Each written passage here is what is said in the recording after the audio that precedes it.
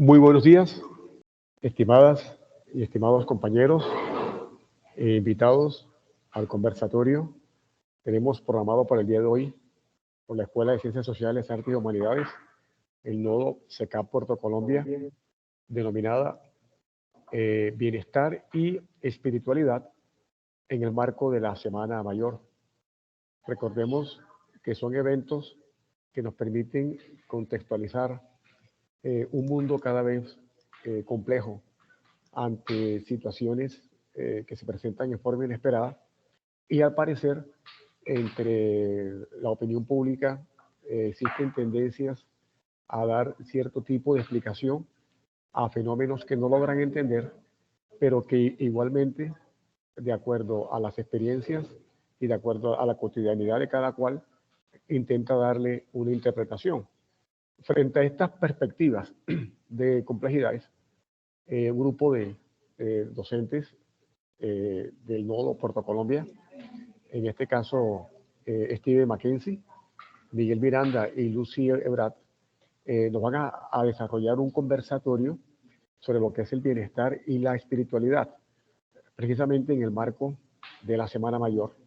Esto con el propósito de desarrollar una contextualización, una aproximación efectiva a las comunidades y fundamentalmente en la construcción de academia de la UNAD 5.0. Entonces, a nombre de la directora del CECAP, la doctora Lina María Monsalve, y a nombre de la líder zonal de la Escuela de Ciencias Sociales, Artes y Humanidades, Marcela, bienvenidos a este importante evento académico. La dinámica fundamentalmente es un conversatorio. Cada uno de los ponentes tiene un espacio de unos 10 minutos.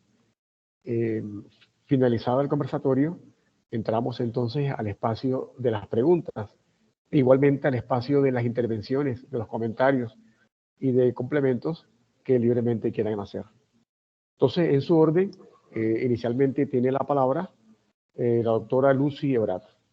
Lucy, te escuchamos y bienvenida.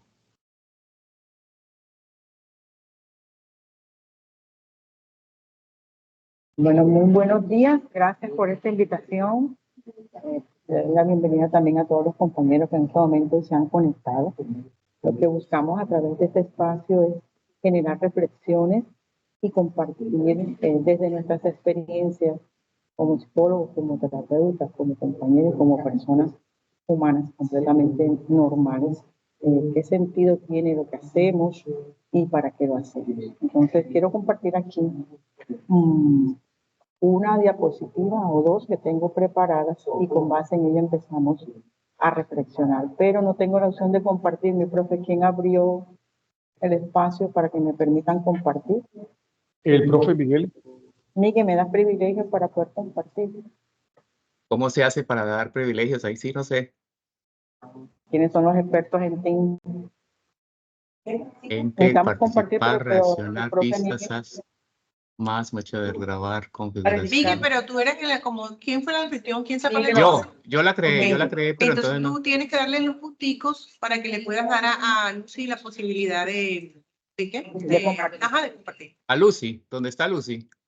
No, dale los punticos que tienen arriba. Los 3 punticos de arriba. Sí, ahí dice grabar, informar, configurar y efectos, configuración de audio, configuración, ¿será ahí? Configuración, estado de llamada, accesibilidad. Donde dice compartir. No, compartir, pero compartir es... Tú no tienes compartir, Miguel. Yo sí. Si quieres, ¿por qué no me la mandas y entonces yo la comparto acá? Ponte la persona. Ponte el lugar. Que suba a alguien como moderador. Por eso es que estoy yo, pero no sé cómo. Es que lo tiene que hacer Miguel. Entra al chat, entra al chat. Al chat. Perdón, me dice gente. Donde dice, exacto, donde están las personas. Ahí gente, en el nombre de ella, gente. dale la posibilidad. Ahí estoy, gente. Exacto. Ahí, dale clic en los 3 punticos. De Lucy.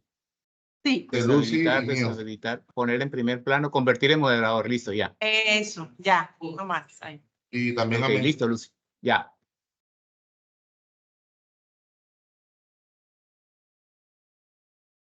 También con el profe Steven, por favor. Ok.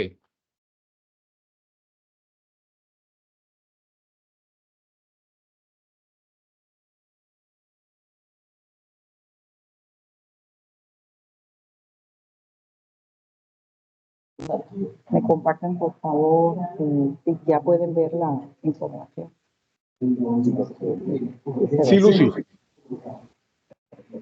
Vamos a integrarla. Bien. Parte de este ejercicio de comprender cómo es la construcción del bienestar. Me gusta mucho el aporte que nos hace Eric Fromm, que fue de los precursores que integraron de esta visión holística entre el hombre y la salud mental. Y desde esa visión biopsicosocial nos lleva al concepto de salud mental como algo integrador, que para esa época se pasaba ya como de los límites porque veníamos con un concepto completamente médico y clínico, en donde solamente se diagnosticaba y se aislaban a las personas. Rescatamos esa esencia de lo que él nos propone y justamente nos deja un concepto hermoso que dice el condicio humana, quiere decir la condición humana en relación con quién, que era lo que él siempre le llamaba la atención, que no era solamente diagnosticar a la persona, estigmatizarla, llevarla, en ese tiempo aislarla, someterla a espacios cerrados de donde recibía un tratamiento específico, y se empezó a mirar cuál era la condición humana que le permitía a algunos salir adelante en ese medio de esa dificultad de salud mental. Tenemos unos indicadores que son comunes a todas continentes, a países, a pueblos, a regiones, zonas, y es una evidencia científica que se ha venido comprobando en cuáles son aquellas cosas que siempre nos alteran, que nos alteran la salud mental, que conlleva a ese malestar, a ese no sentirme bien y a no saber qué hacer. Entonces tenemos unos aquí indicadores normales, comunes, que nosotros en Colombia los conocemos muy bien, que es el aumento de las situaciones estresantes, porque siempre estamos expuestos a diferentes fenómenos durante una cotidianidad de la vida, el aumento del costo de vida que siempre genera mucha inquietud, un sobrepensar, una preocupación, tipo de angustia, la orientación al desarrollo psicoafectivo. Estamos atentos porque estamos aprendiendo a reconocer que la salud mental es un aspecto muy humano que se tiene que cuidar como se cuida cualquier parte de la salud. Los factores de riesgo frente a la alimentación, el saber comer de manera consciente y poder trabajar desde niño en una alimentación que sea equilibrada y que esté enlazada a un bienestar afectivo, o sea, quién es la persona que me acompaña y me brinda ese lazo de fortaleza que me dice que ese alimento es bueno y me va a hacer sentir bien. La exposición frente a fenómenos de violencia frecuente, nosotros siempre recuerdo con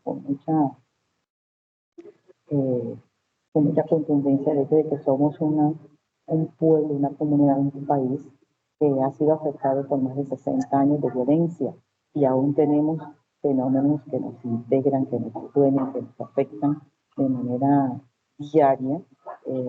Los medios de comunicación no construyen, sino que también aumentan esos indicadores de ansiedad. Entonces estamos siempre como rodeados de noticias pesimistas y situaciones que nos afectan en lo personal, en lo familiar y en lo comunitario.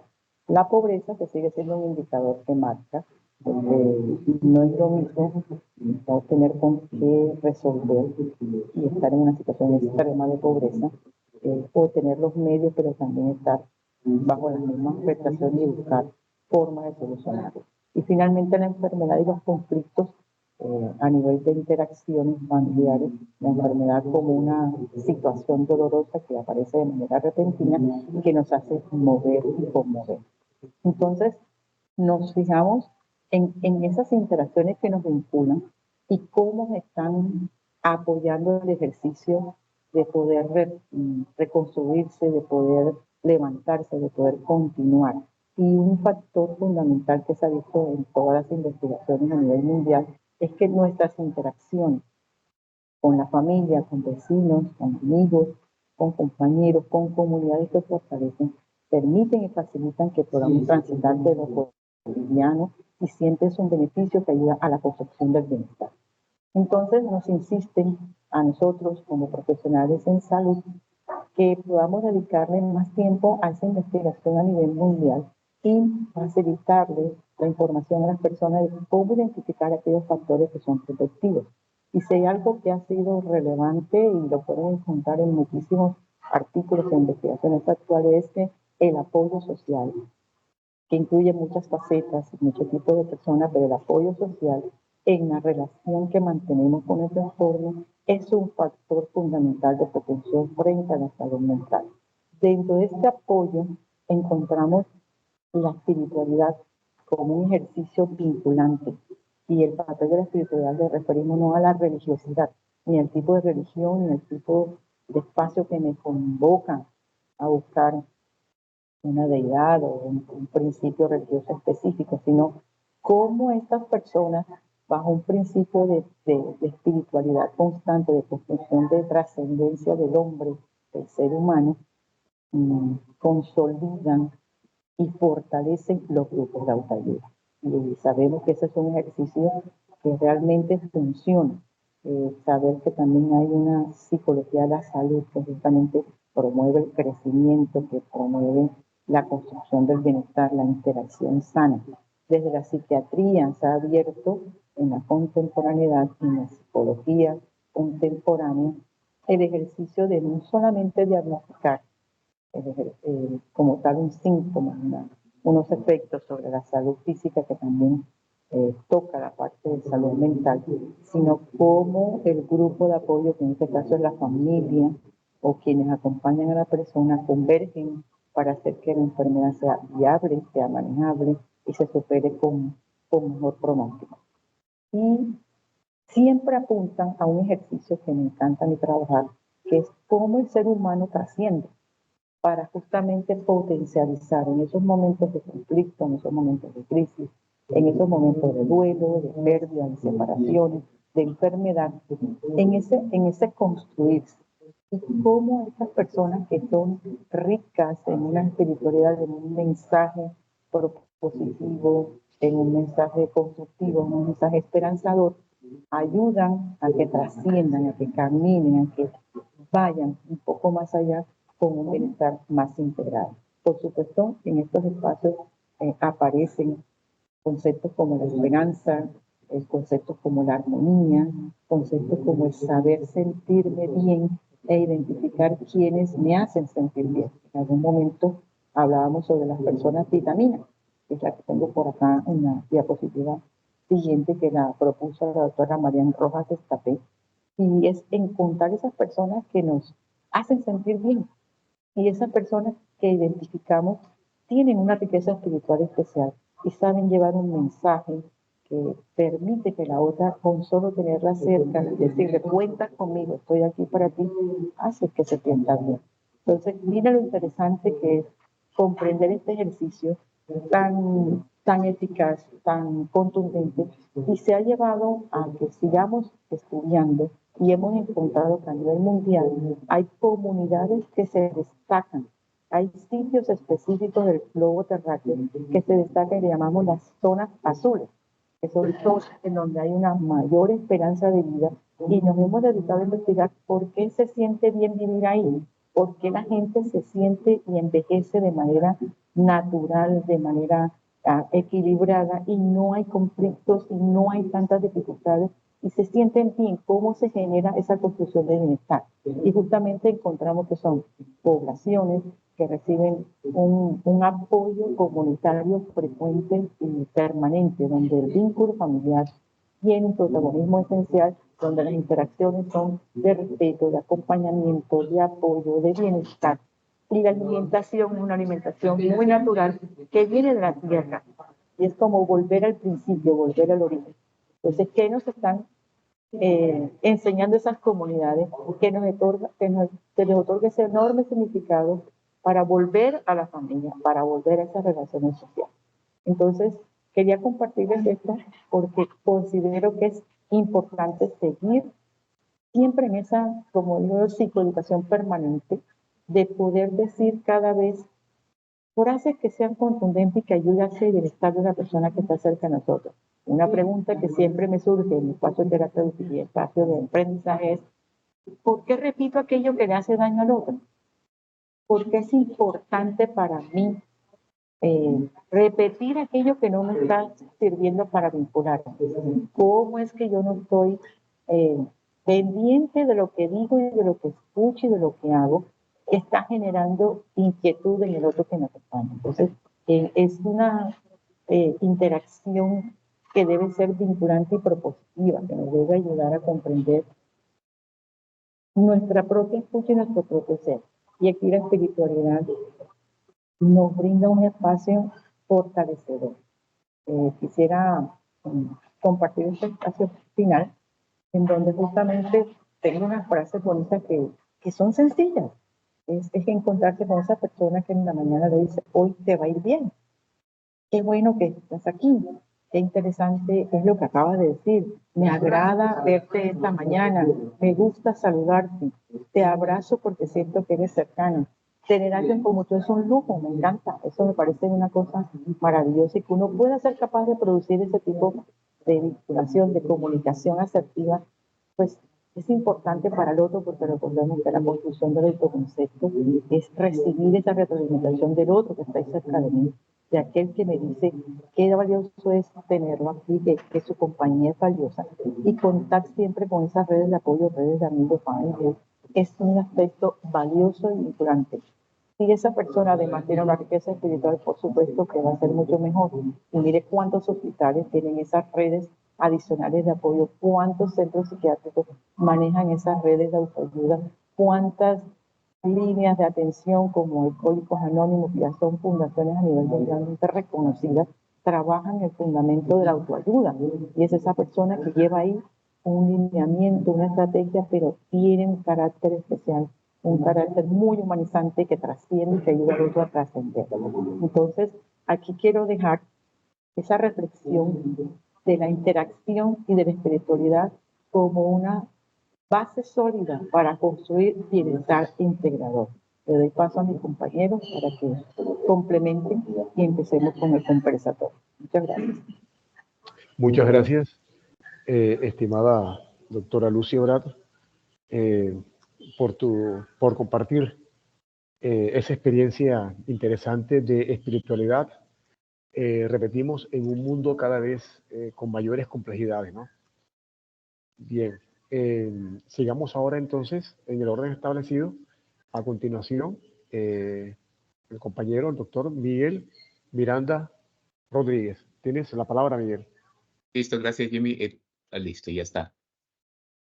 Voy a descartar, reanudar.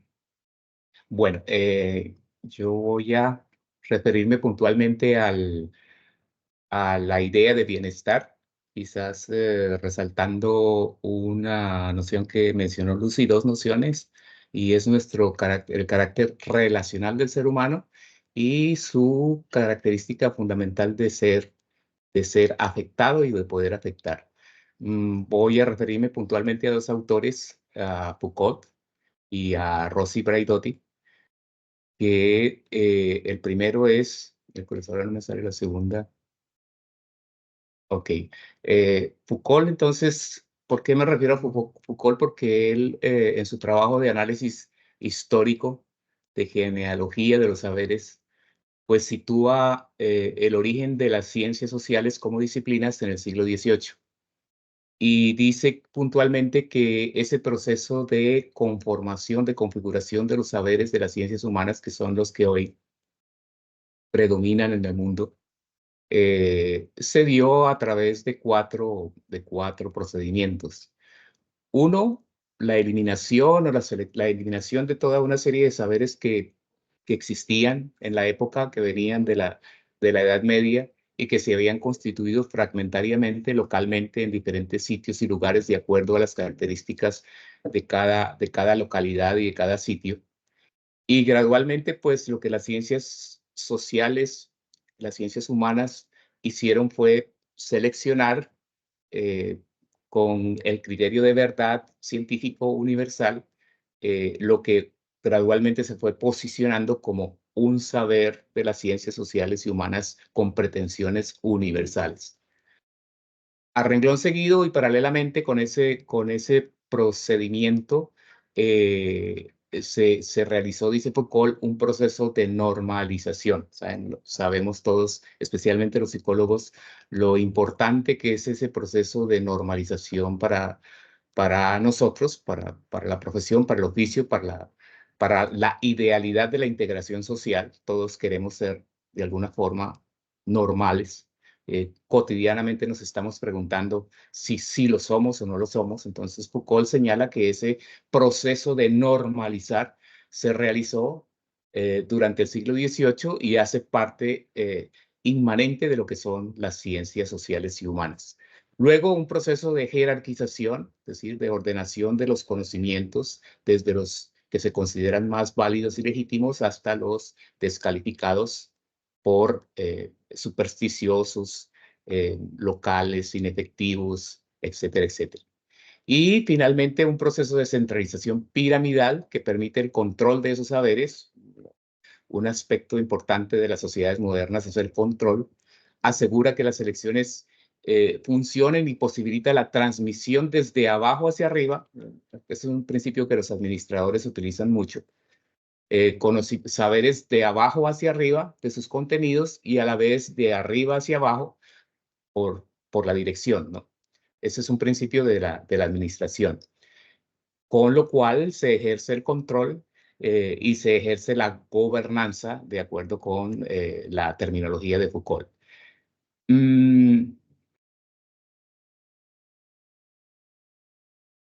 Aquí el propósito de señalar este procedimiento que identifica Foucault histórico es decir que en el mundo de hoy, precisamente a partir de las críticas que se formulan desde lo que, por ejemplo, pues Foucault se lo ubican dentro de un movimiento postmodernista, es decir, una crítica a la modernidad que pretendía ser universal y legítima.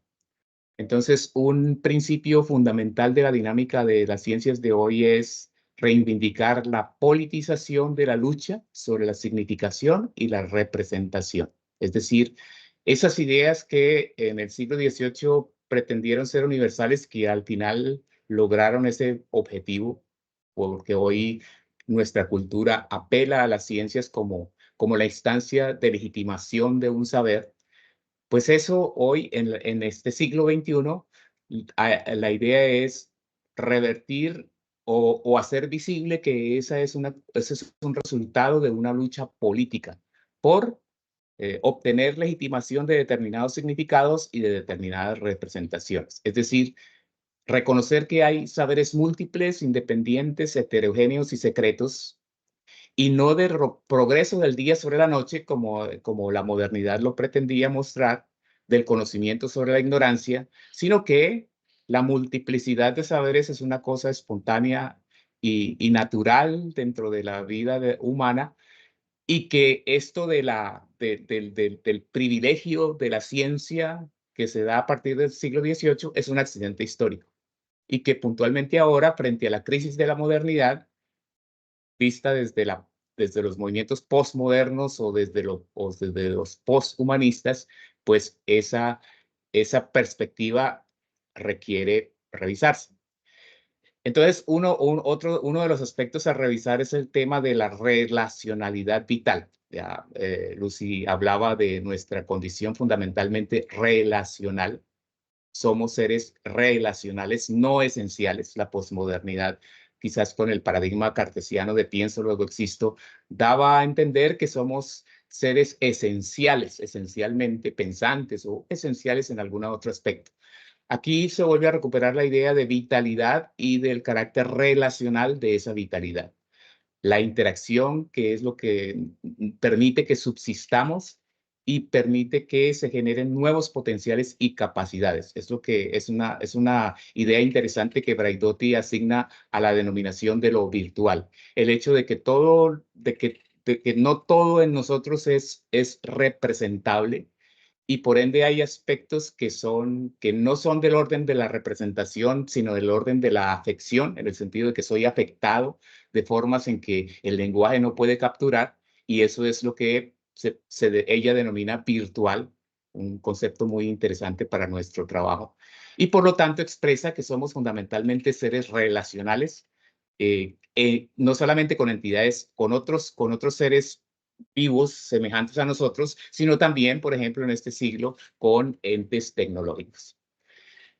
El materialismo que defiende Braidotti, ella denomina así uno de sus aspectos de su teoría, tiene que ver con esta complejidad, la complejidad de que el cuerpo está encarnado, o sea, somos carne, pero a la vez estamos inscritos en una serie de códigos simbólicos, lo que estamos arraigados en una cultura simbólica, y somos fundamentalmente relacionales y afectivos, como ya Lucy lo había destacado. Aquí traigo a colación precisamente en relación con eso una frase de Paulo Freire ya del siglo pasado, que dice que la cabeza piensa donde los pies pisan, ¿no? Una cosa muy localizada, muy arraigada del conocimiento, en contraste con la idea abstracta del conocimiento de las ciencias sociales del siglo XVIII. Finalmente, quiero hacer un contraste importante, me parece claro, entre, por ejemplo, las reglas y protocolos que surgen de las ciencias sociales modernas que se imponen como reguladoras y prescriptivas de la normalización. Eso, que son reglas y protocolos, todos los días la gente está constantemente consultando qué es lo que se debe hacer para ser feliz o para estar bien. Y hay una serie de protocolos que regularizan y controlan ese comportamiento humano. Yo quiero hacer ese contraste entre eso, que es lo preponderante hoy en día de las ciencias sociales, esas reglas y esos protocolos que se imponen, en contraste con las relaciones y las intensidades que no están sujetas a control, sino que precisamente lo que hacen es permitir el desarrollo de potenciales irrepresentables de la esencia humana. Cito aquí lo que ella, como lo dice literalmente, todas las entidades son no individuos, porque individuos es indivisible, ese es el paradigma de nuestra época, es el individualismo. Nos creemos indivisibles, nuestra esencia es ser individuales. Aquí ella subraya la idea contraria y es que somos dividuos, es decir, divisibles, atravesados y co-construidos por el impacto afectivo de los demás. Todos nos afectan de alguna forma, así como nosotros afectamos a los demás. El afecto es la fuerza gravitacional que los atrae, los poderes éticos de la alegría y la afirmación, teniendo en cuenta esa distinción de Nietzsche entre moralidad y ética. Esto me parece clave para distinguir entre reglas, protocolos y relaciones e intensidades.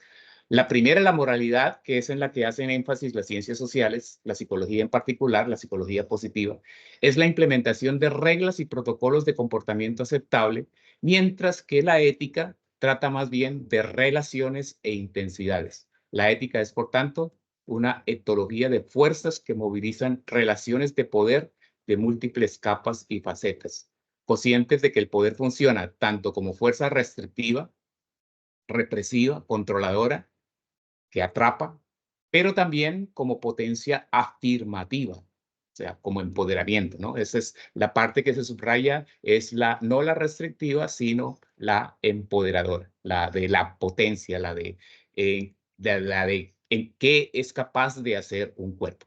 Bueno, esas eran las ideas que quería compartirles con ustedes hoy. Adelante, Jimmy.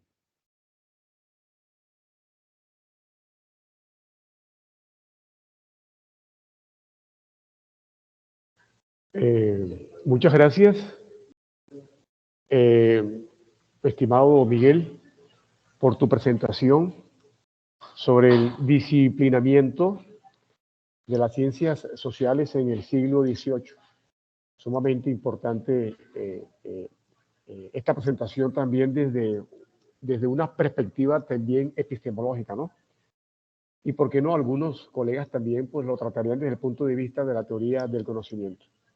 A continuación tiene la palabra el compañero doctor Steven Mackenzie. Steven, te escuchamos. Buenos días. Regálame un segundo, por favor.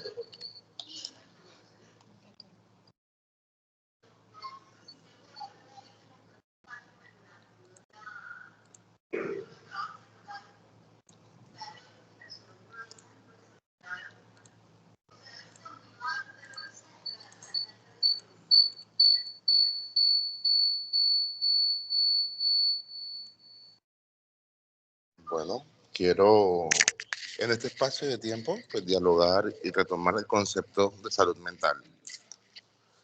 La próxima Semana Santa, que es un ejercicio también de reflexión y de construcción con respecto a lo que nosotros consideramos y la importancia que le damos nosotros al eje de espiritualidad y al eje de religión. Cuando hablamos de concepto de salud mental, la Organización Mundial de la Salud la define como un estado de bienestar en el cual el individuo es consciente de sus propias capacidades, puede afrontar las tensiones normales de la vida, puede trabajar en forma productiva y fructífera y es capaz de hacer una contribución a la comunidad. Me gusta mucho esta definición porque en la práctica lo que encontramos es que el último criterio, la contribución a la comunidad, es una de las grandes dificultades que todavía tenemos para poder manifestar que tenemos una buena salud mental, tanto como comunidad como a nivel individual. Fíjense que en consulta encontramos que muchos de los motivos de consulta parten de la demanda, de la necesidad de. Es que yo quiero.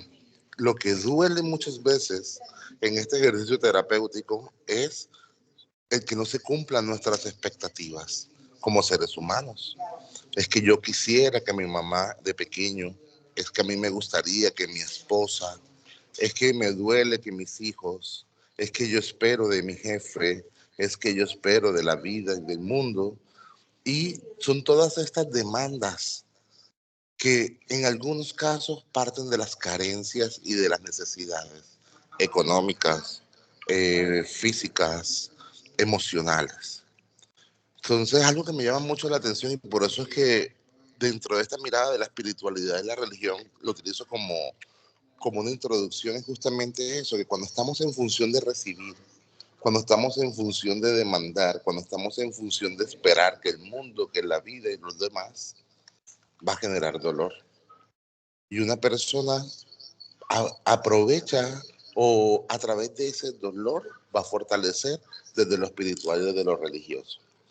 Entonces la primera invitación que les hago es eso, preguntarnos, ¿estamos contribuyendo de manera intencionada?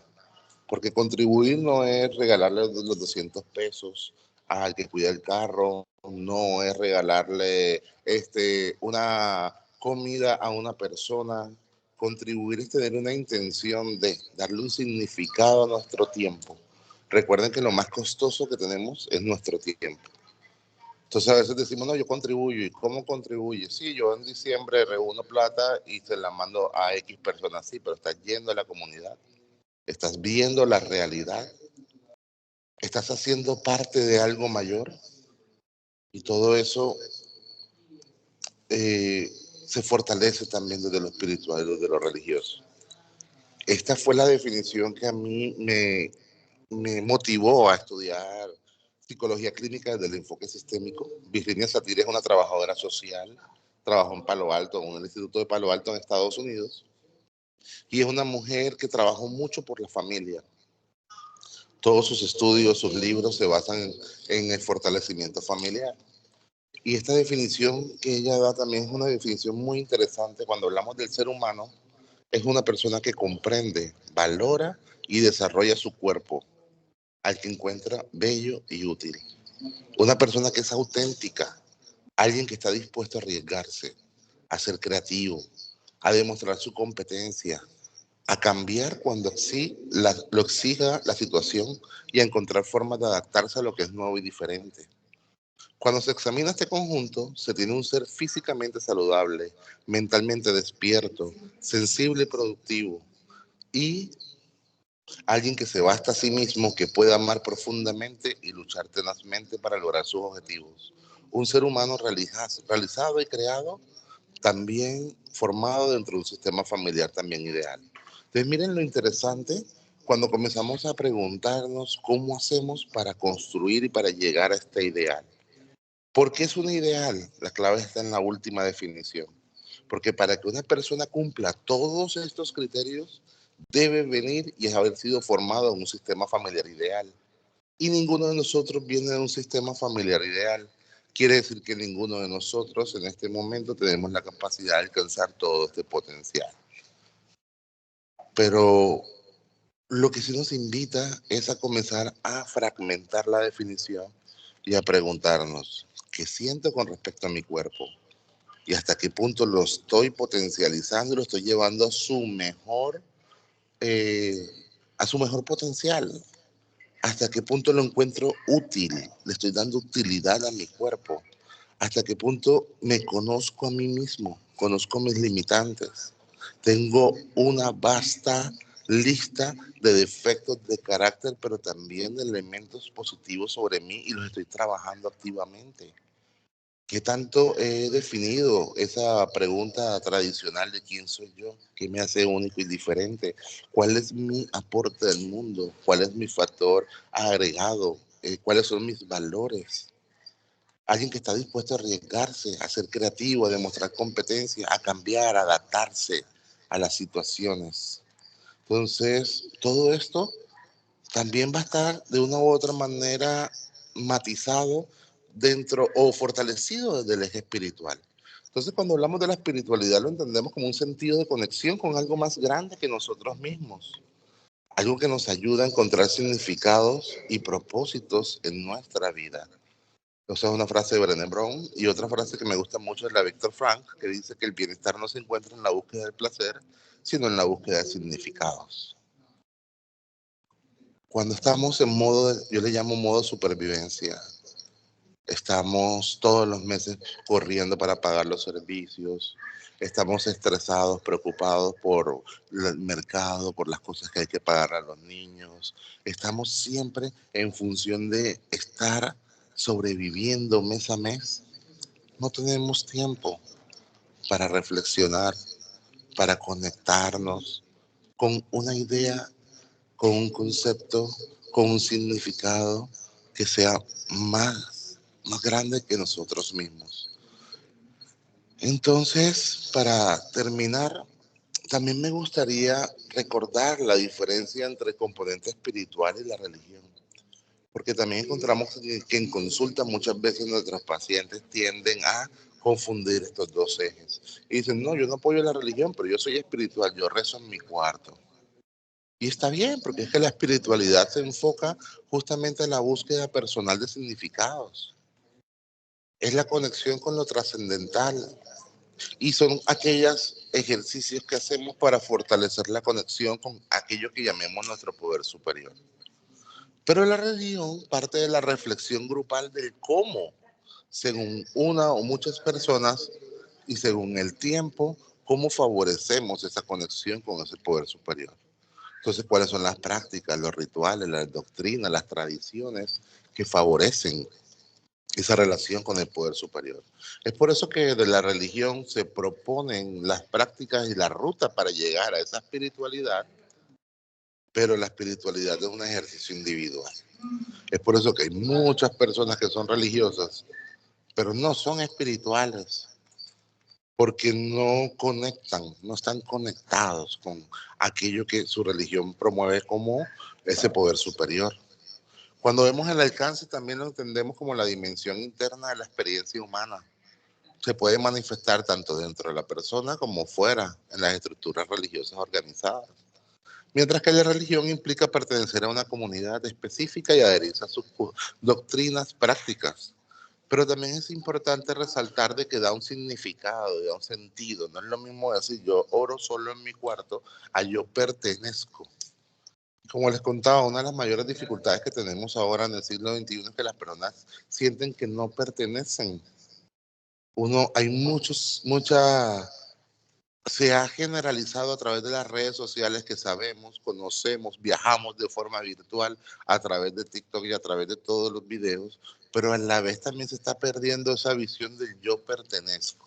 Entonces ahí la religión también aporta al bienestar del individuo al darle un sentido de pertenencia, al garantizar que esa persona pueda participar de todas las ofertas, porque no es solamente una actividad, son todas las ofertas de experiencias que se están viviendo también en la práctica. Pues, ¿hasta qué punto hacemos parte de grupos de oración? ¿Hasta qué punto hacemos parte de los ministerios que van a las comunidades a servir? ¿Hasta qué punto también nosotros nos vinculamos a los retiros, a los grupos de profundización teórica y teológica de aquello que creamos? O sea, cómo también comenzamos a participar de manera activa en la comunidad religiosa. Mientras que la espiritualidad se enfoca más en la práctica individual, la oración, meditación, la lectura, la práctica de las virtudes y del servicio, como una forma de conectarme y de expresar esa vida espiritual. Por último, entonces encontramos que sí hay unos beneficios y hay muchos artículos y muchas evidencias que muestran cómo a través de la religión también se favorecen las estrategias de afrontamiento de las personas, se les da también a las personas unos espacios para que puedan hacer ese tipo de desahogo emocional, puedan encontrar otros puntos de vista, puedan reafirmar sus creencias, puedan también poner en dudas muchas creencias, brindarle un sentido de pertenencia de comunidad, el apoyo emocional, orientación ética y moral, como decía Miguel, hasta también nos da una hoja de ruta, un deber ser, un camino para poder seguir creciendo dentro de este eje de lo ético y de lo moral. Y por supuesto, pues también brinda esperanza, porque sabemos que uno de los mayores miedos de las personas también es la muerte. Entonces, nos permite también encontrarle un sentido a la vida. Entonces, para terminar, lo bonito del pensamiento estoico, cuando hablamos del estoicismo, encontramos que uno de los mayores aliados del estoicismo es justamente la muerte. Porque si dentro del pensamiento estoico se entiende que no vale la pena preocuparnos por aquello que está fuera de nuestro control, y si la muerte está fuera de nuestro control, no debo preguntarme ni preocuparme por ella. Lo que sí puedo comenzar a preguntarme es cómo quiero vivir. Si la muerte, si no tengo control sobre la muerte, sí tengo control sobre cómo quiero vivir mientras la muerte llega. Y dentro de ese cómo quiero vivir mientras la muerte llega, la religión, la espiritualidad y todas estas expresiones que vamos a vivir ahora en Semana Santa, nos pueden facilitar, permitir el disfrutar mucho más la experiencia de vida. Entonces espero que estas reflexiones también les aporten ahora para Semana Santa y que todos podamos compartir un buen espacio. Listo. Muchas gracias, estimado Steven, por tu intervención sobre salud mental, en lo particular sobre la espiritualidad y la religión. Igualmente propuestas sumamente interesantes en estas épocas de difícil convivencia y de difícil comprensión por el otro y el reconocimiento igualmente por el otro o por los otros. Entramos de inmediato entonces al espacio de inquietudes, al espacio de comentarios, intervenciones. La idea es que levanten la mano todos aquellos que quieran participar de este espacio pues, que tenemos ahora con estas experiencias sumamente interesantes. Entonces, está abierto el espacio para sus intervenciones y sus preguntas.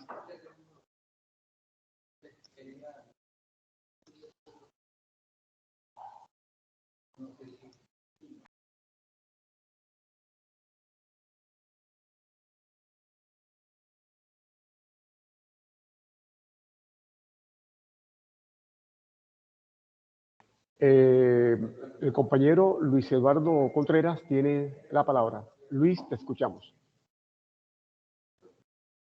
Ok, muchísimas gracias. Esta es una pregunta. ¿Me escuchan? Luis, se te escucha muy bajito, por favor. ¿Y ahora? Listo, Luis, listo. Ok, listo, muchísimas gracias.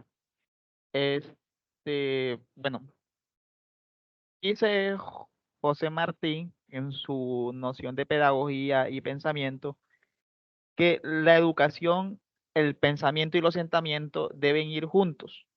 Y de nuestro papel como educadores, que educar es preparar el hombre para la vida. Me parece muy interesante lo que aquí se ha presentado sobre espiritualidad, y pues me enfoco en lo que ha dicho la doctora Lucy Ebrat, que siempre de tener esa concepción de terapia no occidental, de la parte analítica, lógica, en la percepción de la enfermedad, sino que también une lo que es el psicoanalismo con el budismo zen. En el budismo zen, entonces podríamos preguntarnos o cómo educar desde los sentimientos, cómo educar desde el sentimiento y desde lejos de ese pensamiento lógico racional, teniendo en cuenta lo que tiene que ver con espiritualidad, que muchas veces lo confundimos con religión, y que es que lo importante del budismo. Muchas gracias.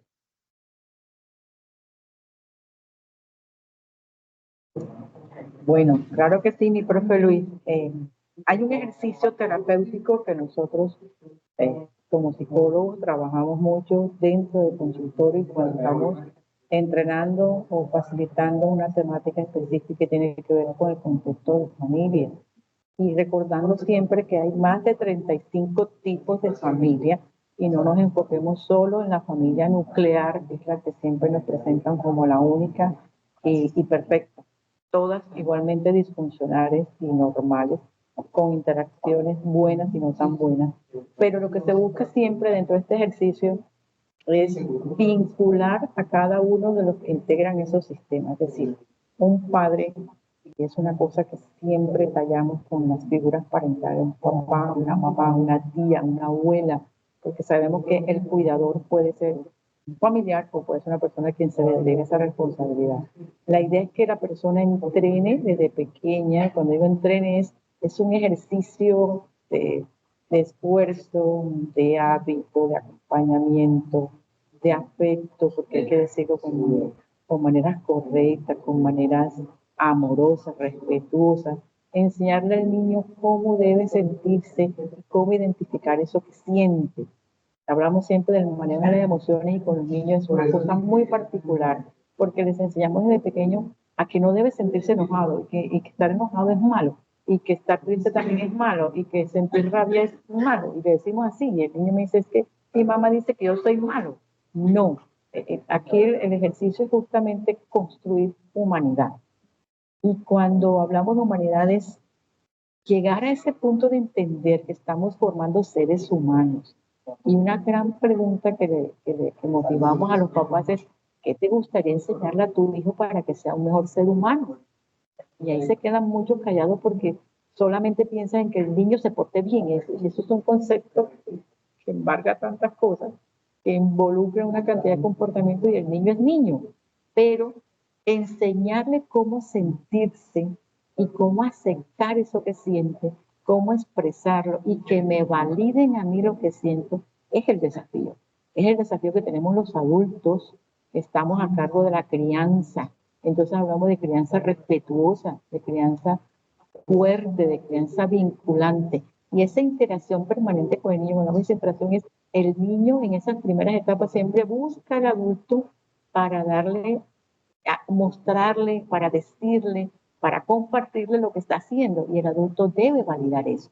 Entonces, si el niño está triste, claro, mi corazón está triste, comprendo qué pasó, qué sucedió, y entender desde su pequeñez. Yo particularmente le enseño a los papás que cuando van a corregir al niño, se sientan o se tiren al piso al tamaño del niño y que miren en acorde con su estatura, mirada con mirada. O sea, estoy frente a ti y me acojo a tu pequeñez y entiendo que eres un niño y te enseño a ser niño. Cuando ese niño se le acompaña de esa manera psicoafectiva, amorosa, correctiva, vinculante, es un adolescente que no tiene riesgos. Y es un adulto que tiene mejores herramientas para resolver, para sentir, para trascender, para crecer. No va a estar eximido de las problemáticas, por supuesto que no, porque la vida es así. No va a estar eximido de los altibajos, no, pero va a tener mejores herramientas para poder resolver y para poder expresar, para poder vincularse también de manera efectiva y eficaz con nosotros. Entonces, si un niño usted lo educa, cuando digo educar es expresiones sencillas como de gentileza, de cortesía, de respeto, de cosas que realmente hacen que el ser humano valga la pena. Eso se hace en casa, eso se construye en casa. Ahora la dificultad que tenemos es que todos los papás trabajamos y los papás estamos siempre buscando, como dice el profe Mackenzie, cómo generar bienestar, cómo solventar la situación, cómo alimentar, cómo pagar. Y estamos inmersos en tantas cosas de adultos que se nos olvida criar, que se nos olvida aterrizar, que se nos olvida que hay seres humanos esperando esa conexión vital para que nos enseñen cómo hacerlo mejor. Entonces esas horas, esos momentos deben ser altamente efectivas, altamente vinculantes. Y es dejar de lado todo, celular, computador, tarea, preocupaciones, y centrarme solo en sembrar en ese ser humano lo que me gustaría que él entendiera y comprendiera para ser cada día una mejor persona. Entonces, es una decisión, es una misión criar. Requiere riqueza espiritual, por supuesto, requiere fundamentos, claro que sí, requiere querer ser. Entonces, si lo podemos hacer de esa manera, vinculante y bien elaborada, por supuesto, mi profe, es que podemos hacer que nuestros niños crezcan con equilibrio emocional. Muchas gracias, Lucy, por tu disposición en realidad en la relación de los padres con los hijos, ¿no? Realmente es un reto, ¿no? Actualmente, esa disposición en casa de los padres y los hijos. Gracias por tu intervención, Luis Eduardo.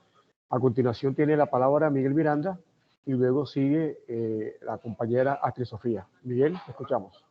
Bueno, realmente Luis Eduardo plantea un problema crítico del sistema educativo y de las instituciones modernas en particular. Creo que pues, el trabajo de Foucault se centró fundamentalmente en señalar la crítica a esas funciones, a esas instituciones modernas como la escuela, la familia, la cárcel, el hospital, que son fundamentalmente represivas. La misma noción de formación es una noción restrictiva, porque implica que le damos forma a algo, ¿no? Y la institución educativa entonces está, no solamente la institución educativa, sino como dice Foucault, las instituciones modernas están moldeadas sobre esa idea de que al ser humano hay que darle forma. Rossi Braidotti se pregunta, ¿a qué costo?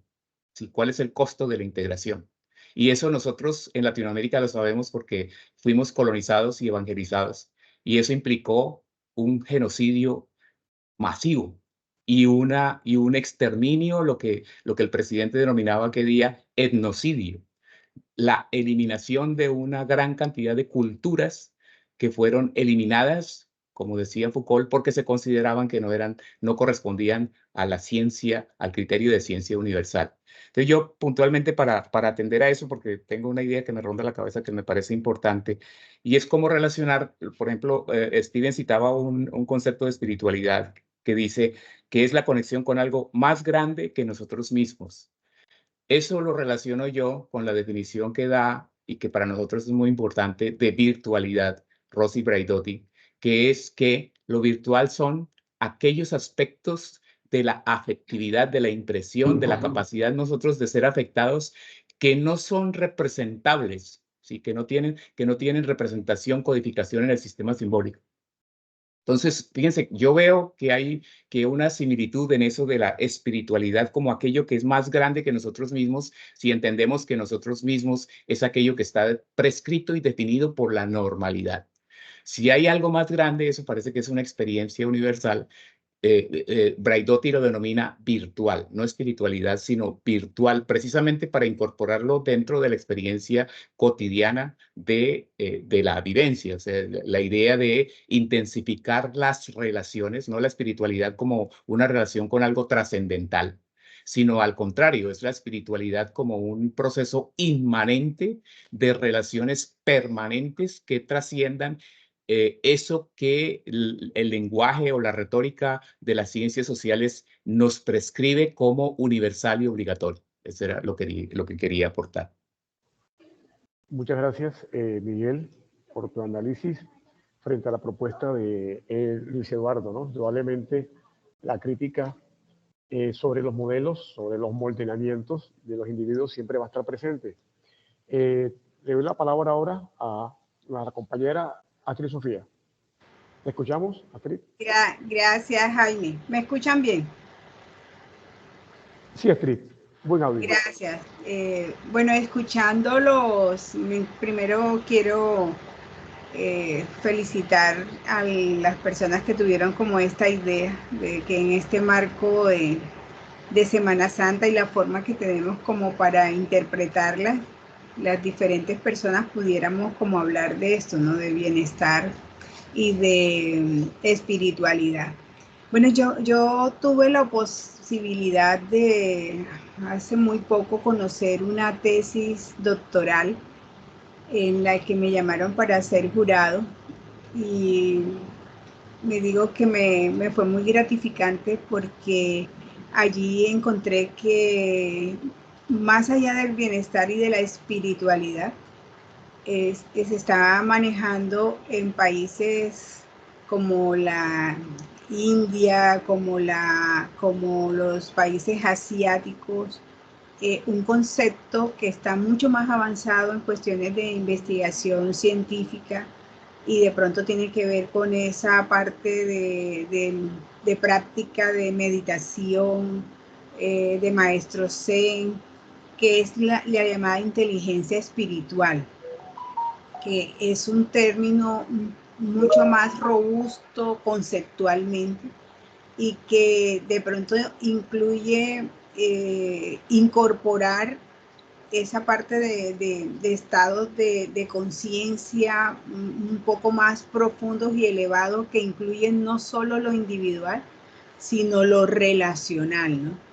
Y ahí lo que Miguel comentaba ahorita juega como un papel supremamente importante, que precisamente se asocia con el sentido de quién soy, qué hago, qué me hace sentirme bien, pero también conmigo mismo, pero también en las relaciones que tengo con los demás.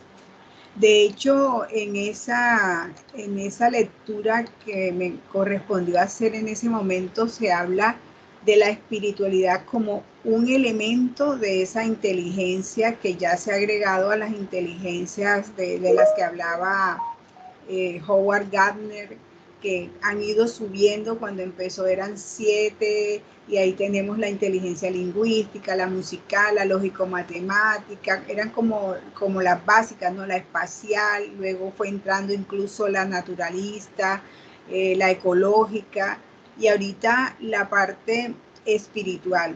Y me encontré con un autor, Software Marshall, que señala cómo la espiritualidad se constituye como columna vertebral para los mecanismos de afrontamiento que tenemos para las cosas cotidianas de la vida, para las cosas diarias que nos toca enfrentar, y consiste para él en una continua reflexión sobre lo que hacemos, ¿no? Y qué significados, qué valores tiene la vida para nosotros.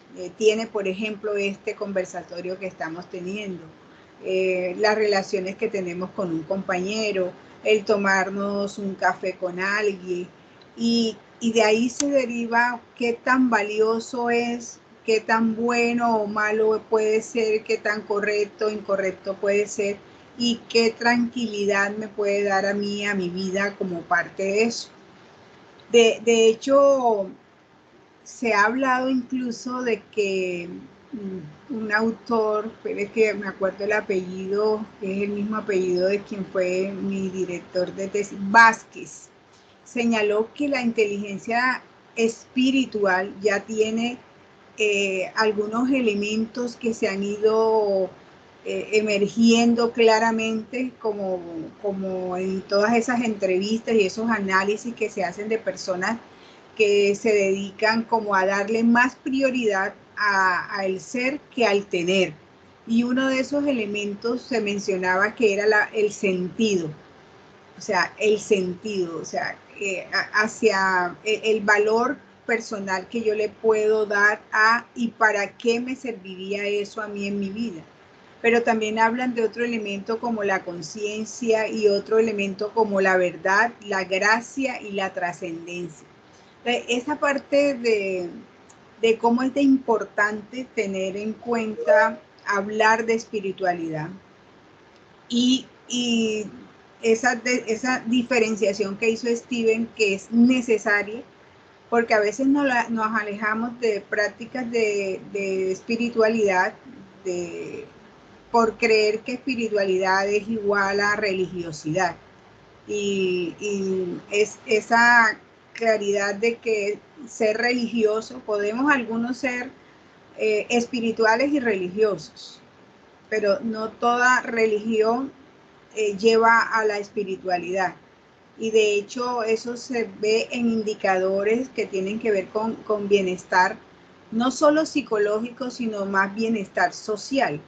Esa parte de quién soy, qué hago en un grupo, cómo pertenezco, cómo puedo aportar, cómo combato la desesperanza aprendida y cómo eso, a pesar del mundo en que vivimos, me reta a no deprimirme o a no mirar eso como oscuro, sino también a qué hago yo para cada día estar mejor, independientemente de la familia que tenga, que el esposo que tenga, no sin anularlos, sin borrarlos, sino reconociendo cómo también afrontarlo.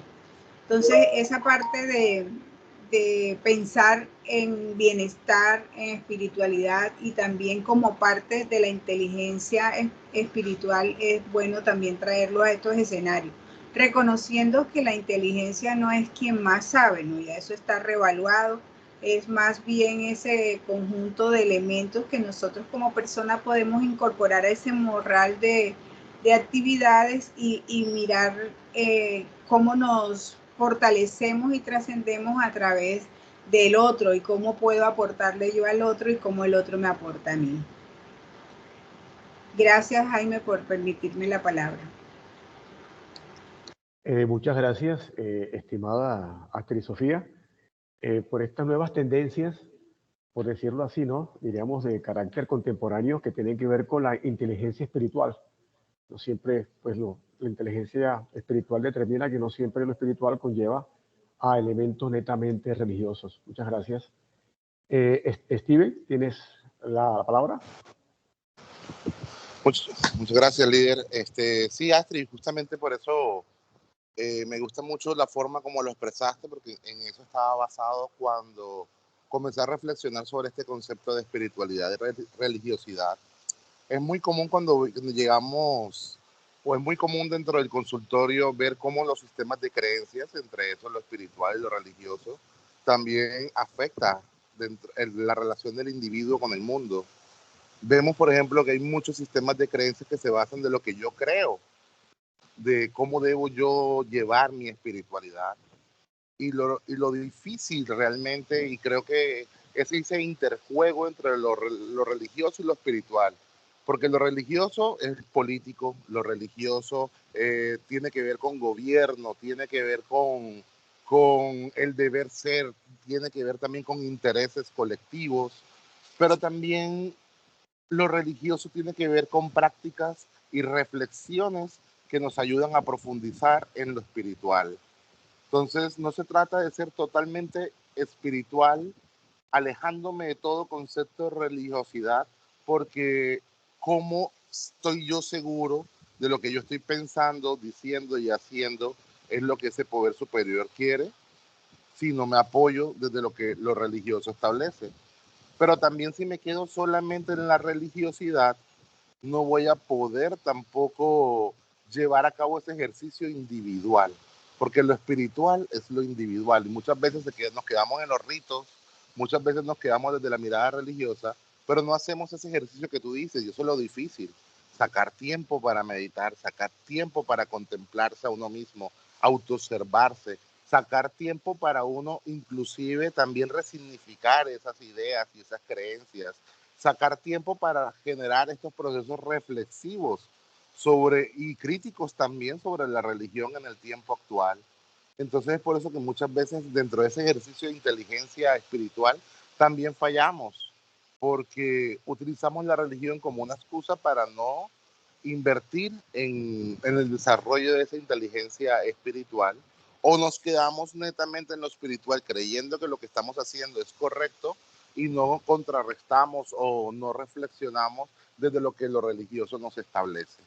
Entonces, es ese interjuego, es ese ejercicio entre dedicar, fortalecer lo religioso y fortalecer lo espiritual, el participar en lo colectivo y el reflexionar en lo privado y en lo individual, donde esa inteligencia emocional va a ir desarrollándose y va a ir creciendo también en el tiempo.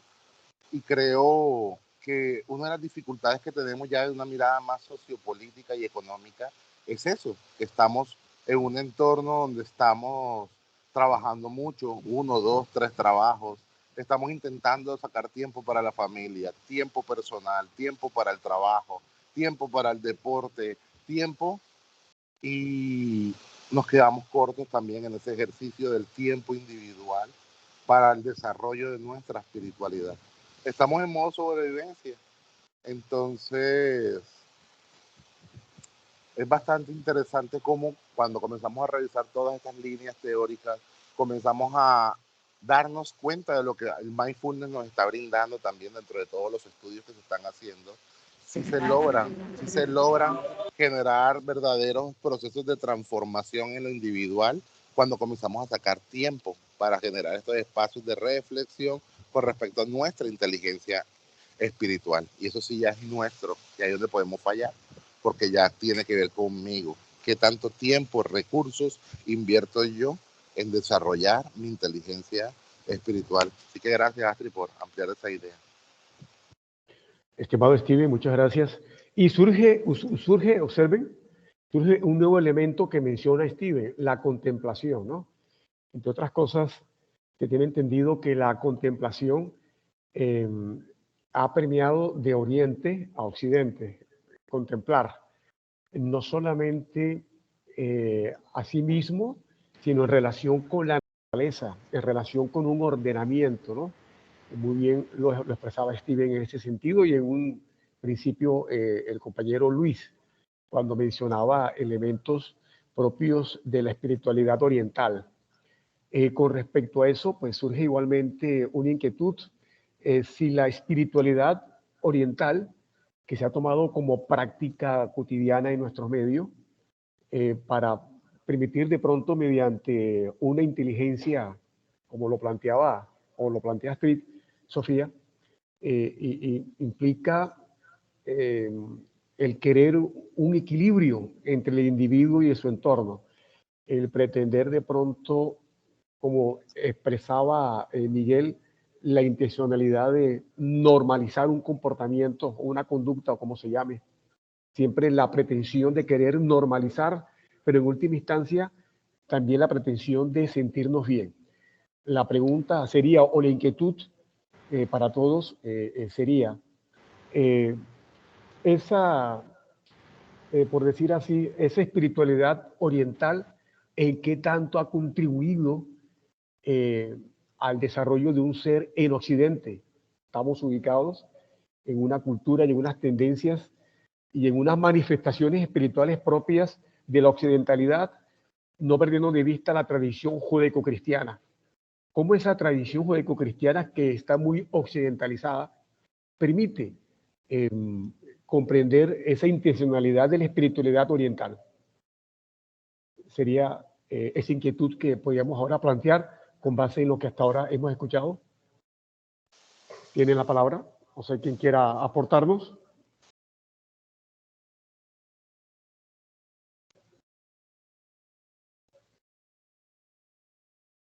Yo quisiera plantear que, y me gustaría también invitar a Fernán en la discusión, que yo sé que él de pronto puede ampliar mucho más la idea. Yo siento que dentro de este ejercicio de lo espiritual y lo religioso hay un castigo a lo religioso por parte de la sociedad, sobre todo aquellos que no están en contra de la Iglesia Católica. También entender que las religiones en sí están en una lucha constante por ganar adeptos, pero creo que el oriental ha influenciado mucho en nuestro tiempo, es a través de la práctica. Por ejemplo, algo que yo admiro mucho, he tenido varios pacientes musulmanes, me ha tocado leer el Corán, me ha tocado aprender de su religión, y cuando uno comienza a mirar todos estos ritos de orar 5 veces al día, apuntar hacia la mezquita, lavarse las manos antes de tocar la Biblia, lavarse el cuerpo antes de tocar el Corán, y uno dice, oye, ¿cuántas personas inclusive, y perdonen, quiero ser un poco burdo para que quede bien claro el ejemplo, inclusive han leído en el baño sentados, y abren la Biblia y leen o sacan desde el celular. Y fíjense, por ejemplo, lo importante para el musulmán, dentro del ejercicio de tocar el libro sagrado, tienen que lavarse y tienen que hacer todos unos ritos de preparación para comenzar a fortalecer esa fe, ese ejercicio de conexión con su poder superior. Entonces creo que lo oriental ha fortalecido mucho ese ejercicio individual de decirle a las personas, tienes que sacar tiempo. Hay unos ritos, hay unos rituales que son importantes para conectar tu fe. Pero también sí veo que algunas personas castigan porque como no tienen una conexión espiritual con el Dios judío cristiano, que de pronto algunos de nosotros tenemos, se quedan desde el castigo a lo religioso y entonces vemos las todo lo que es los nuevos movimientos que buscan a través de la meditación, la trascendencia, el yoga, el pedirle al universo, la teoría de la atracción, buscan también comenzar a hacer esas prácticas intentando desplazar al Dios judío cristiano y dándole el poder al universo o dándole el poder a los otros dioses desde las otras tradiciones y desde las otras religiones. Entonces sí veo que hay como esa tendencia al castigo, al decir, mira, como lo católico está fallando, como los sacerdotes son pederastras, como la iglesia católica tiene mucho dinero, conéctate con un poder superior a través de estas nuevas formas que te van a ser mucho más beneficiosas y se está castigando lo espiritual a través de lo religioso. No sé si Fernán le gustaría participar en esa discusión. Pido la palabra. Listo. Lucy, dale. Lucy, Sí, correcto, en su orden tiene la palabra Lucy y Astrid. Muchas gracias, Steven, por ese planteamiento muy contemporáneo, ¿no? Ante la crisis de una tradición, y eso no podemos negarlo, ante la crisis de una tradición occidental o una tradición occidentalizada. Lucy, te escuchamos. Bueno, a mí particular me agrada los avances que hemos tenido en neurociencias, porque justamente saber qué sucede en el cerebro cuando se ejecutan determinadas formas de espiritualidad, no de religiosidad, sino de espiritualidad, qué sucede en nuestro cerebro y cuáles son esas áreas que se activan.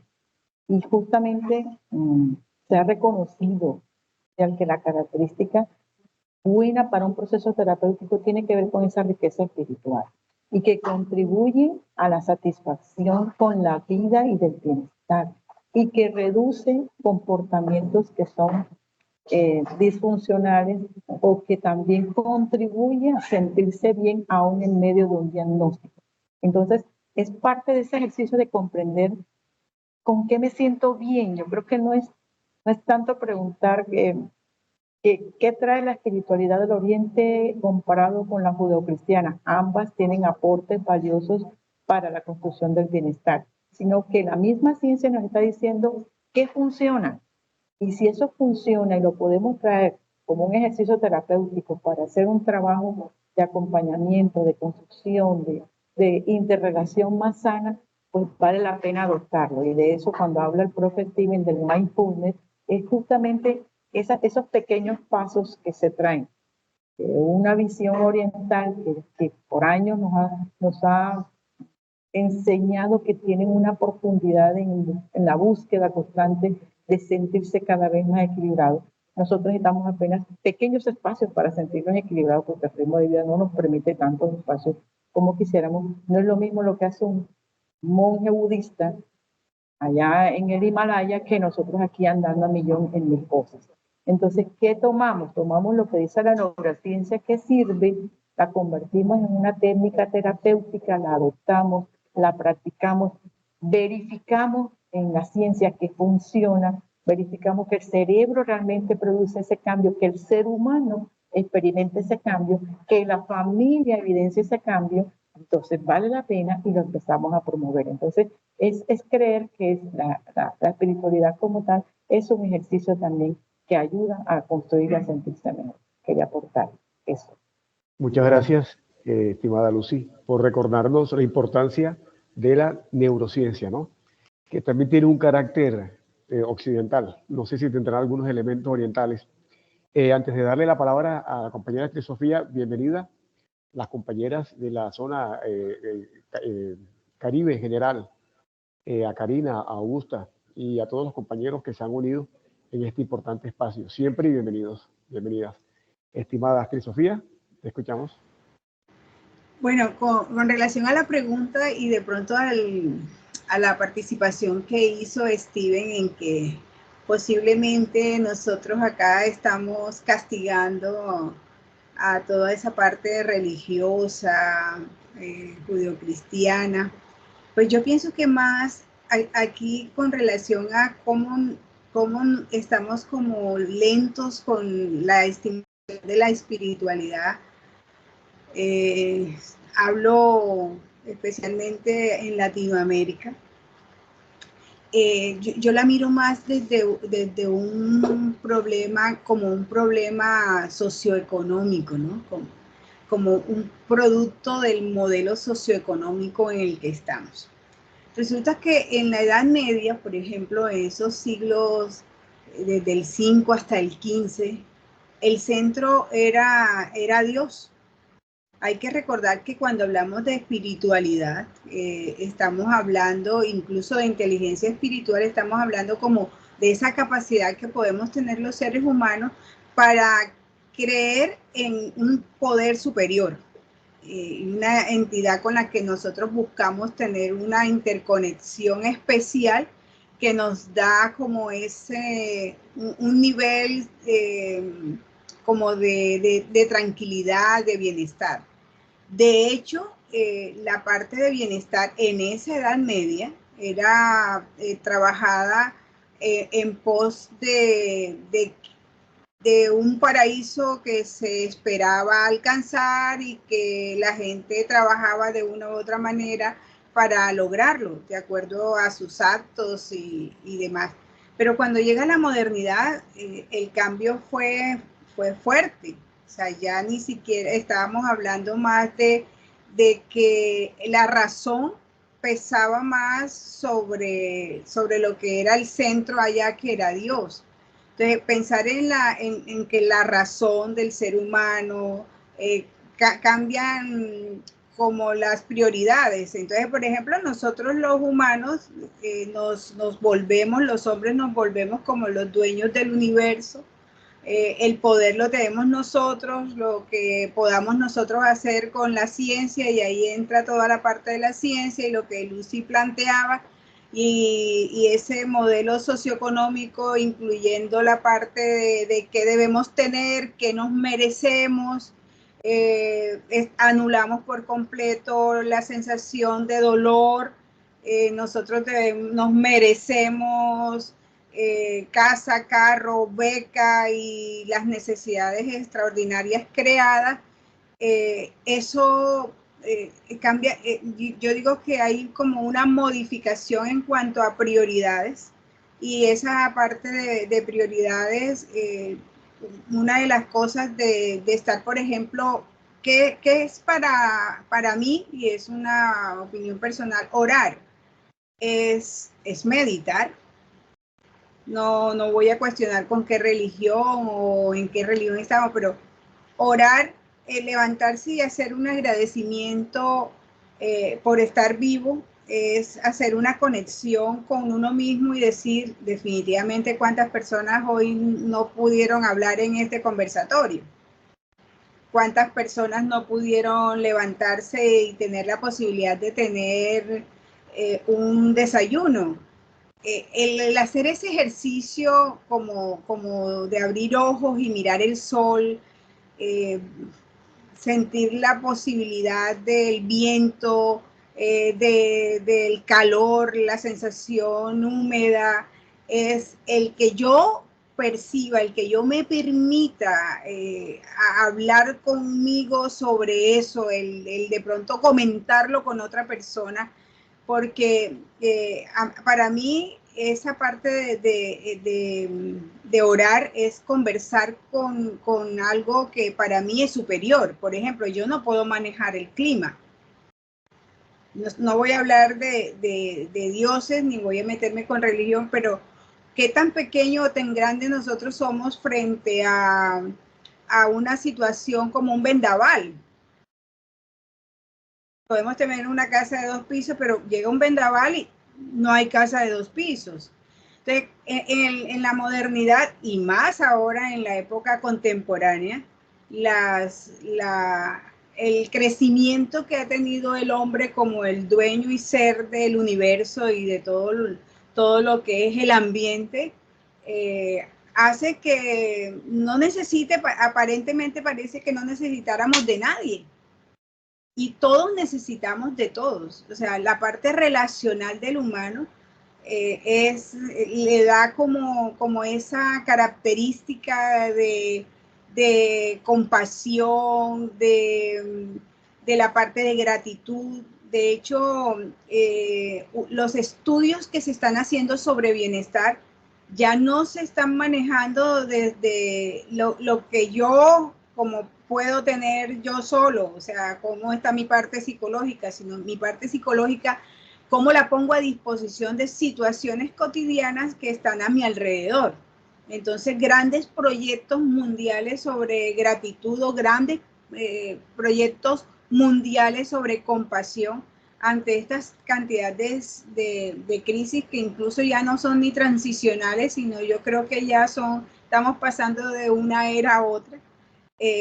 No han permitido que de pronto miremos como necesario el calmarnos, el aprender a respirar, el aprender a dedicarnos más tiempo a pensar sobre lo que pienso, a analizar cómo están las situaciones de mi vida, el meditar, esos ejercicios de yoga que en otros países, como Jaime preguntaba, no han dejado de estar dentro de la dinámica diaria de ellos, inclusive, como decía Steven, dentro de la misma dinámica de su religión.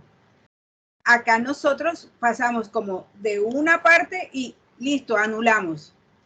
Y puede que tengas razón, Steven, que sea un castigo, pero los medios de comunicación, por ejemplo, nos invitan a lo contrario. Nadie invita a pensar, todo el mundo invita, tómate un Red Bull y olvídate de los problemas, saca alas. O toma Vive 100 y todo lo que puede generar ese tipo de estimulante.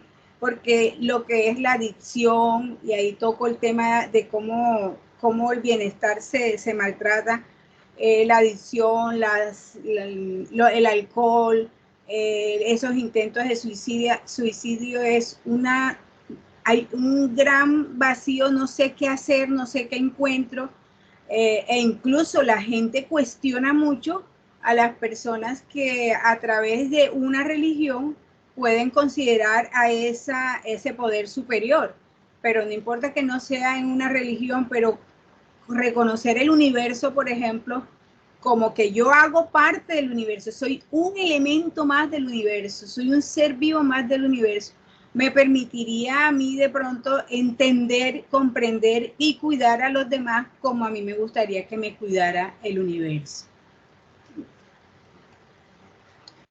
Muchas gracias por tu interesante reflexión, Beatriz Sofía, de ese rompimiento de una edad media caracterizada por el dominio, no podemos negar, político, ¿no?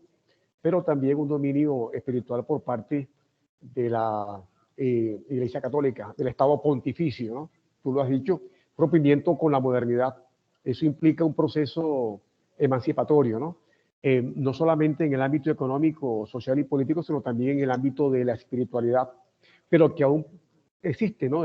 Ciertas tendencias sumamente interesantes para analizar frente a esas complejidades que tú acabas de mencionar, como el suicidio, como toda esa serie de fenómenos catalogados patológicos que no le permiten un equilibrio, por así decir, del individuo. ¿No? Yo no me atrevería a decir mental, pero sí un equilibrio de cómo estamos frente al otro y cómo estamos frente a la otra, actuando y procediendo. Muchas gracias.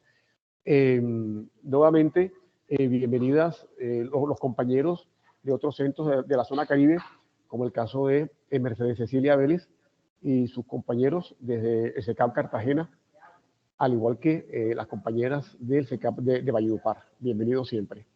Bien. Ya para ir dando culminación a este conversatorio, en este proceso de contextualizar, no podemos obviar el lamentable suceso, precisamente hablando de espiritualidad y hablando de salud mental, pues eso que aconteció el día de ayer en la ciudad de Moscú, en Rusia, donde aparentemente un grupo del grupo islamista hizo un atentado generando más de 60 muertos en un teatro importante de Moscú. No podemos olvidar esa situación, repito, lamentable, fenómenos, como muy bien mencionaba Astrid Sofía, que hacen parte de la contemporaneidad, que si bien es cierto, hay elementos espirituales porque es un grupo que se autoproclama como ISIS, grupo que pertenece con todo el respeto que se merece al Islam. La idea es el respeto siempre, ¿no?, por las creencias, pero que fíjense cómo tomando una creencia se apropian de una lucha, entre comillas, emancipatoria, ¿no? Todos sabemos que Rusia, pues igualmente tiene entre sus repúblicas un estado que es de tendencia musulmana. Tampoco podemos afirmar que de ahí proviene ese ataque en Moscú. Creo que van más de 80 muertos. Es un fenómeno mundial, ¿no? En plena inicio de la Semana Mayor.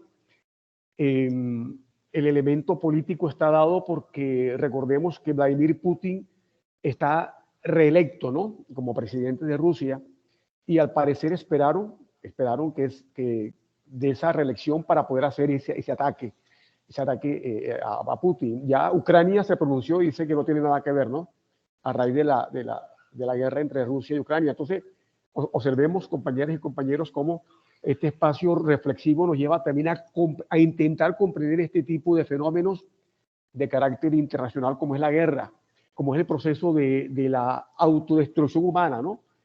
Si bien es cierto, parte del fracaso proyecto de modernidad era en afirmar que la guerra ha terminado, ¿no? Los modernos pensaban eso. Hemos llegado a ese rompimiento con el pasado, como muy bien hablaba Astrid Sofía, frente a ese feudalismo ortodoxo de la Iglesia Católica, y vamos a ver que estamos en plena era contemporánea, donde aún permanecen las luchas y los conflictos de orden social. Muy bien. Siendo así, si no hay algún otro comentario, damos entonces por finalizada el evento del día hoy en el marco, ¿no?, de la Semana Mayor, y la pretensión es precisamente reflexionar sobre el quehacer humano. No sé si nuestros compañeros Lucy, Steven, tienen alguna propuesta, al igual Miguel, Astrid y los compañeros presentes. ¿Algún comentario ya pues para cerrar?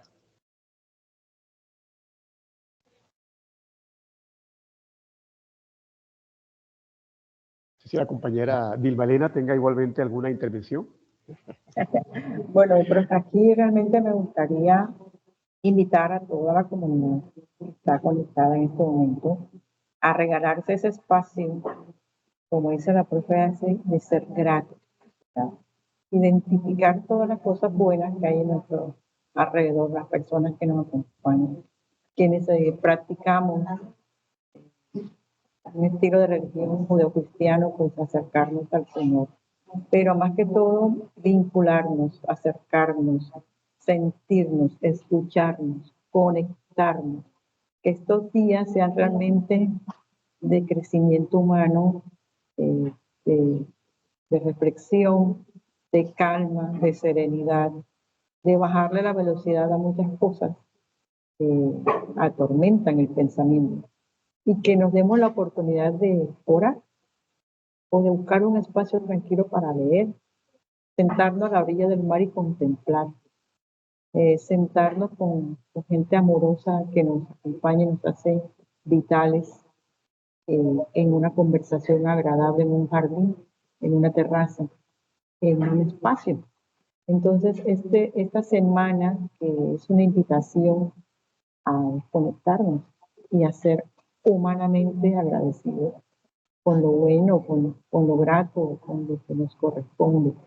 Y amar intensamente lo que hacemos, lo que sentimos, amar a quienes están a nuestro lado, agradecerle al Señor por su presencia en nuestras vidas y bueno, disfrutar y calmar nuestra existencia. Entonces esa es la invitación para estos días de reflexión y de amorosa conexión.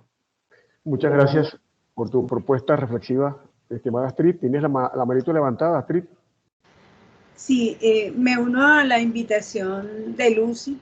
El tema bienestar, salud mental, tiene que ver mucho con la espiritualidad. Eso sale incluso en investigaciones que hemos hecho con los estudiantes virtuales. Y que aunque de pronto no sea nada más esta semana, cada uno de nosotros podamos revisar qué de esa lista que presentó Lucy o qué otra lista nos ayuda como a conectarnos, reconociendo que siempre hay seres y cosas superiores a nosotros, que nosotros hacemos parte de un universo y que el estar viéndolo, observándolo, contemplándolo, no sea nada más por esta semana, pero que podemos comenzar, ya que baja la carga laboral, podamos mirarlo como una punta de salida para que se vuelva una cultura de vida en nosotros, para que se vuelva un diario vivir, para que nosotros diariamente disfrutemos de las cosas que la vida nos ofrece mientras estamos aquí.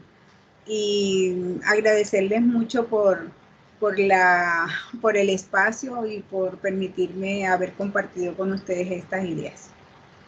Muchas gracias, estimada Astrid Sofía, por tus importantes reflexiones. ¿Alguien más desea? A ver, Steven, te escuchamos. Líder, yo quisiera aprovechar y compartir con ustedes una metáfora que utilizo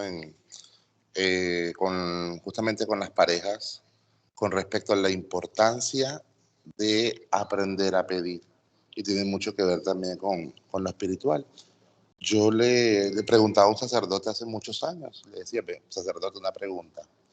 Si Dios lo sabe todo, si Dios lo conoce todo, si ya hay un libro escrito con nuestra vida y nuestro destino, ¿por qué es importante orar y por qué es importante pedírselo a Él? Él sabe mis necesidades, Él sabe si tengo dificultades económicas, si estoy pasando con dificultades con mi pareja o una enfermedad, ¿por qué debo orar?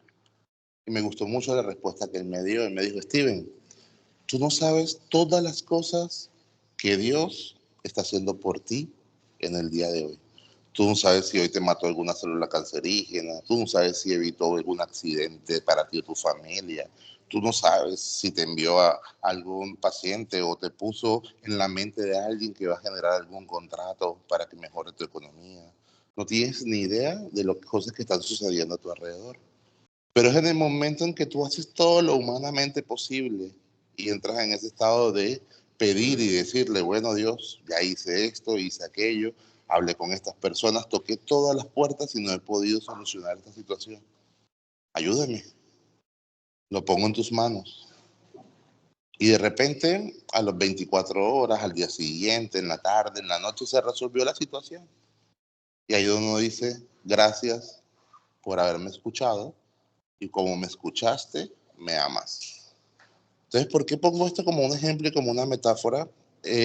Justamente para darnos cuenta de la importancia de estar en función del otro, la importancia de aprender a expresarle al otro, y en este caso es a través de fortalecer nuestra fe, ya sea la fe de cada uno de ustedes. Otro aspecto importante a resaltar también es la autoobservación en esta Semana Santa. Los quiero invitar también a que se autoobserven cómo se sienten haciendo los ritos y rituales. Porque a veces los hacemos de forma automática. Vamos a la misa de forma automática, nos sentamos de forma automática. ¿Cómo me siento durante el rosario? ¿Cómo me siento aquí sentado en esta misa? ¿Por qué quizás para mí espiritualmente no tiene tanta importancia, pero que están sintiendo las otras personas alrededor? ¿De qué forma estos ritos y rituales los puede estar ayudando? Entonces, ahí también comenzamos a tomar conciencia sobre eso que decía la profe Astrid, de esa inteligencia espiritual. Entonces, es a través del pedido. Hay otra frase, hay una frase del libro La Cabaña que me gusta muchísimo, de verdad me impactó mucho cuando la escuché. Y cuando el protagonista del libro, que es una persona que se le muere la hija, le matan a la hija, la violan y la matan, y está muy molesto con Dios desde esta mirada judío-cristiana, Dios lo invita a una cabaña a confrontarlo, a decirle, bueno, me tiene rabia, ven, hablemos. Y en uno de esos ejercicios del diálogo de la cabaña, que tiene unos discursos muy lindos, se los recomiendo, él le dice eso, él le dice, bueno, pero Dios le pregunta, ¿cómo estás? ¿Cómo te sientes? Y él le contesta, ya tú lo sabes, tú sabes todo de mí, ¿para qué me haces esa pregunta? Y Dios le responde, aunque yo sepa todo de ti, me gusta hacerme la idea de que te estoy hablando por primera vez y disfruto el escucharte. Miren lo interesante, la intencionalidad. Puedo saber todo de ti, pero yo disfruto poner mi mente en blanco y escucharlo a través de ti. Y eso tiene que ver también con la capacidad de escucha. Entonces, a eso voy. Dentro de esta Semana Santa nos damos esa oportunidad de borrar estos preconceptos que tenemos y regalarnos la posibilidad de vivir la experiencia. Nos regalamos la oportunidad de sentarnos y preguntar cómo me siento yo dentro de esta experiencia. ¿Cuál es la importancia de esta experiencia? Entonces me gustaría pues aprovechar estas dos, a través de esas dos metáforas, pues invitarlos a que se regalen ese ejercicio de autoobservación, el ejercicio de atreverse a pedir y el ejercicio de atreverse a escuchar al otro libre de nuestros propios preconceptos. Gracias, líder. Muchas gracias, estimado Steven, por esas metáforas que nos compartes, una experiencia muy particular, muy propia. Ya para finalizar, escuchemos a la profe Noemí.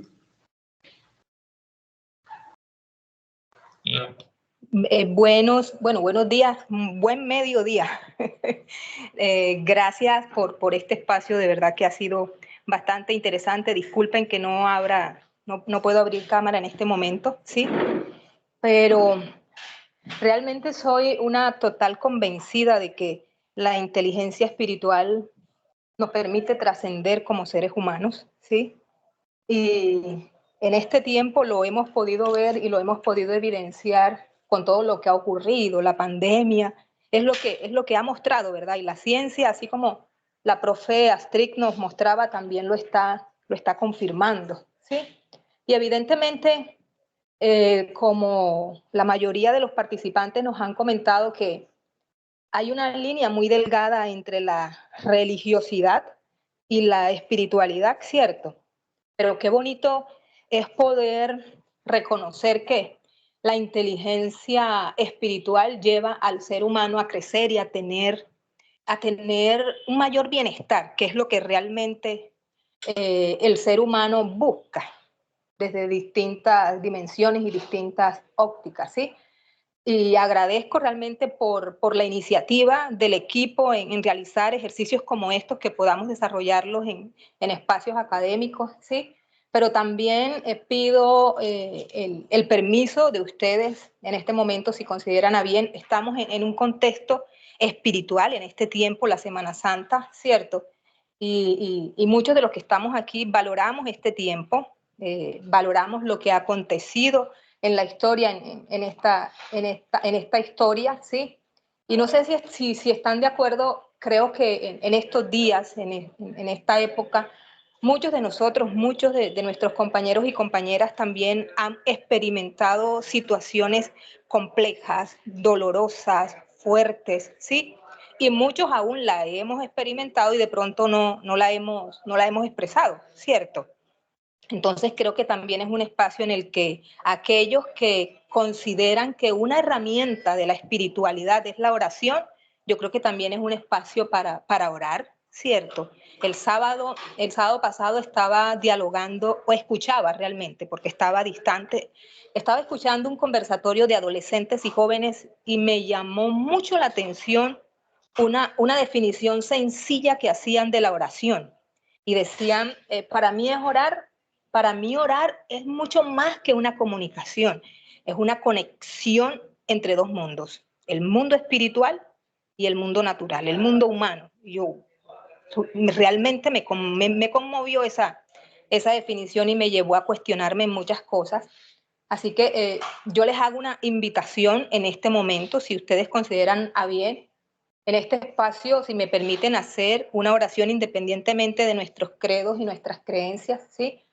Por todo el equipo, sí, que estamos y por los que están en otras sedes, en otros centros que sabemos que vienen de procesos complicados, ¿sí? Y también todos tenemos particularidades en las que necesitamos mirar al cielo y reconocer que hay un ser superior, ¿sí? Entonces, no sé si están de acuerdo. Listo, mi estimada profe Noemí, te escuchamos. Amado Dios, en este momento, en este cálido día, te damos gracias por esta hermosa oportunidad que nos das como docentes, como equipo de la academia, como esas personas que estamos enfrente de jóvenes, jovencitos, ayudándoles en su formación. Te damos gracias por este don que nos has regalado. Te damos gracias también en este momento por todas esas personas que has colocado alrededor nuestro, por ese compañero, por esa compañera que tú has usado en medio de situaciones difíciles que hemos podido experimentar en este tiempo, ¿sí? Te damos gracias por cada palabra, por cada palabra que nos ayudó a levantarnos, por cada palabra de aliento, aún por esas palabras que no fueron expresadas, pero que con nuestra presencia dijeron mucho, porque el silencio también expresa a Dios. Gracias porque en este momento hemos reconocido cuán importante es para el ser humano desarrollar esas habilidades espirituales, esas habilidades que conectan y reconocen a un ser superior, que ayuda al ser humano a seguir adelante en busca del bienestar. En este momento pido a Dios por todas las personas que justo en este momento están en casa llorando, están en casa con un enfermo, están en casa con un diagnóstico difícil, están en casa pensando en que si pagaron porque hay complicaciones económicas, que están en casa esperando lo que el profe o la profe va a llevar a casa para resolver. Gracias porque tú nos ayudas a levantarnos, a ser resilientes y a ayudarnos los unos con nosotros. Yo bendigo a todo unadista que se encuentra en este lugar y a todo unadista que está fuera también de esta reunión. Llámese estudiante, administrativo, docente. Lo bendigo en el nombre de Jesús. Muchísimas gracias. Amén y amén. Muchísimas gracias a ti, mi estimada profe Noemí, por esta importante oración por la comunidad unadista. Igualmente, muchas gracias a nuestros ponentes, Lucy de los Milagros Ebrat, Miguel Ángel Miranda y Steve Mackenzie. Igualmente, darles las gracias a todos los compañeros que han intervenido en este importante evento que hemos tenido el día sábado 23 de marzo del año 2024. Siendo así, entonces damos por finalizado el evento del día de hoy. Muchas gracias a todos por la asistencia. Que tengan una feliz semana y que tengan una semana mayor de reflexión. Gracias. Que traigan dulces. Mucho dulce. Dulce. Sí, mucho dulce. Dulce y galletitas de soda. Lucy de los Milagros, que es la que los hace ricos. Muy bien, gracias. Un abrazo. Gracias.